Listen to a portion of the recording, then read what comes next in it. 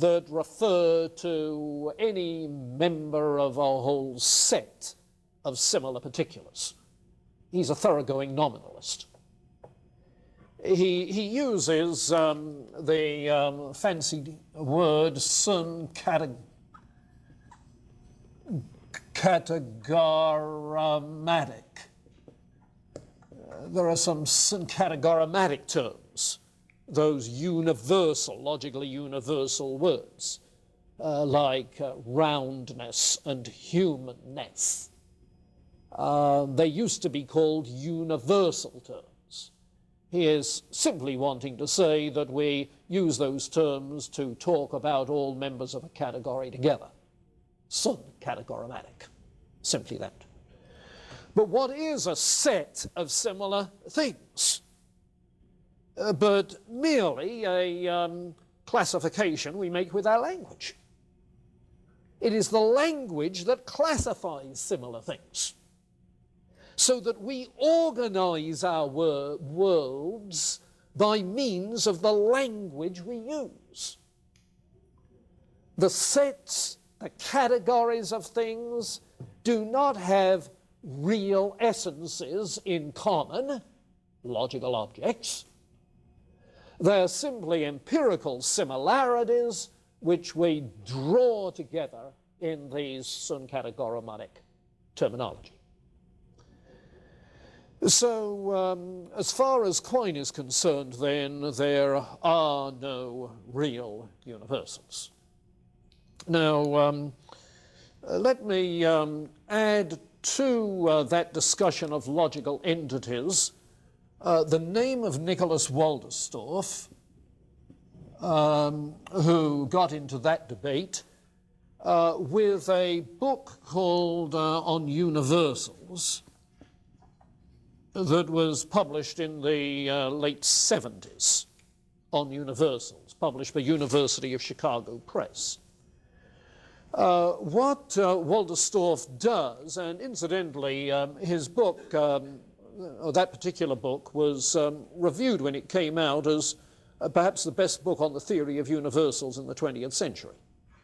And it certainly established his professional reputation in this analytic field. But what he does is to speak of universals as possibles.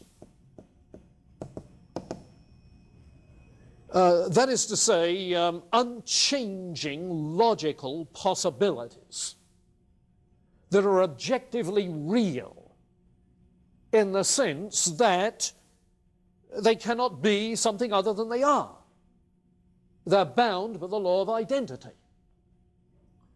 What he's doing is saying that in addition to the actual entities of a physical sort, perhaps of an immaterial sort as well, okay, in addition to actual entities, this world and any possible world is such that there are only certain kinds of things that are logically possible.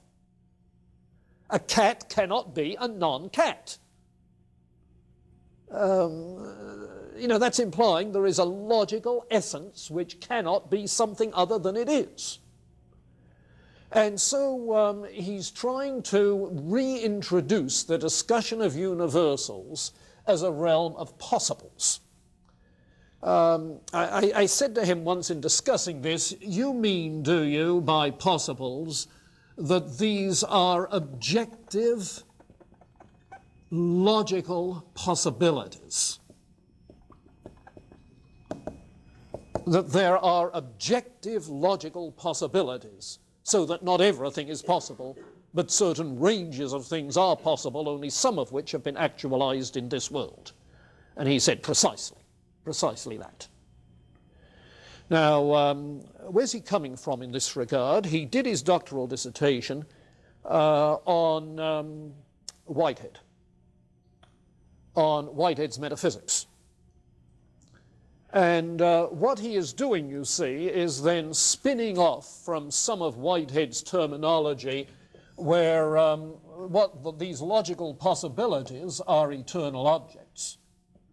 as distinct from the actual entities of the space-time world. Now, he's not a Whiteheadian, but what he is doing is picking up on the notion of universals in Whiteheadian terms because of the radical change that it makes from Platonism. You see, in Plato and Platonism, the most real things were universals, and particulars were, to use Plato's metaphor, shadows. They were images of, you see. Now, what Waltersdorf is saying is that particulars are the actual entities, the independently existing real things in that sense. Universals are not objective entities of some sort, as with Plato, but they are objective logical possibilities, you see. And these actual entities instantiate some of these possibilities. All of us here instantiate the logical possibility of humanness in our individual ways. So he is arguing then that there are these logical possibilities, this realm of possibles, that in these terms are logical entities rather than physical entities. Now, let me add the footnote that this ties in to Waltersdorf's aesthetic theory. A few years before his book on universals, a book on aesthetic theory came out that he called, as I recall, The Works and Worlds of Art, in which he was trying to develop the ontology to underlie the view that there are objective aesthetic values of a universal sort. Now, if you've seen his shorter, more popular thing called Art as Action, which is used in the Philosophy of Arts course here, you may recall that he argues for that by pointing out that there are similar associations to the same sounds in all sorts of different languages. I've seen him do it in lecturing to students on aesthetics by playing a game of ping pong. Which of the following is ping? A dainty girl, a boisterous boy. Which is ping, which is pong?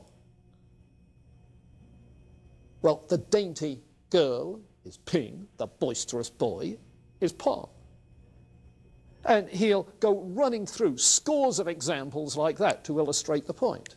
Similar associations of similar sounds. And document his claim that this is cross-cultural by literature that has researched that sort of thing. His point is that there is an objective basis for certain aesthetic associations and qualities. Okay.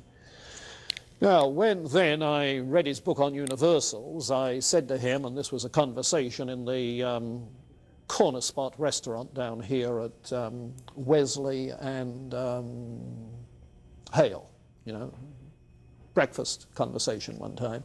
I said to him, now, tell me, your aesthetic theory, this is tied into your theory of universals, the theory of logical possibles, precisely. Okay. So one use he's making of this, you see, is in his aesthetic theory. Another use he's making with it in his doctrine of creation. You see, that from this range of all sorts of logical possibilities for any possible world, God freely selects to choose those which he wishes to actualize, and so forth. And he works into that in the book on universals. So, what we have here then is a debate on logical entities which opens up into the discussion of universals and of real essences. Okay? Keep that in mind. Now, the second issue which comes up in connection with philosophy of language is the realism, anti-realism issue that we've made reference to in epistemology. And the starting point here that we need is the work of the French linguistic structuralist. Now, just a note about the term structuralism. You get structuralism in anthropology. You get structuralism in psychology. You get structuralism in linguistics. In psychology, I think it's fair to say that Piaget, the French-Swiss psychologist, sees certain preset stages in cognitive development through which the human mind goes in the gradual process of growth and maturation. Seems to be tied to brain development. So he has, if you will, you can hardly call it a priori, but it's a sort of a priori, a pre-established, okay, a pre-established structure to cognitive development. And if you look at Chomsky, he has structuralism in linguistics. Now, de Saussure, this way similarly about language, but with a peculiar twist that has had a great deal of impact. According to de Saussure, language consists of arbitrarily assigned words that are signs that refer to empirical objects. These arbitrarily assigned terms are interrelated to each other. The point is that you get, therefore, a variety of different languages, not only because of the differences of words, but because of the differences about the relationships between words. We structure our own languages. And so we structure our own worlds of experience and give them the structured meaning that we think they have. So, by structuring the language of science the way that the positivists did, they constructed a world, an organized world of positivist experience. They provided, as it were, the linguistic spectacles through which positivists could see this world and only see it that way. There are no fixed meanings, universal conceptions, no logical entities to refer to. There are only the particulars of sense experience organized in different ways by means of the language that we employ. Now, you can see in that, if you like, a neo-Kantian strain. It's not Kant in the sense of universal grid. It's not Kant in the sense of conceptual grid, but it's Kantian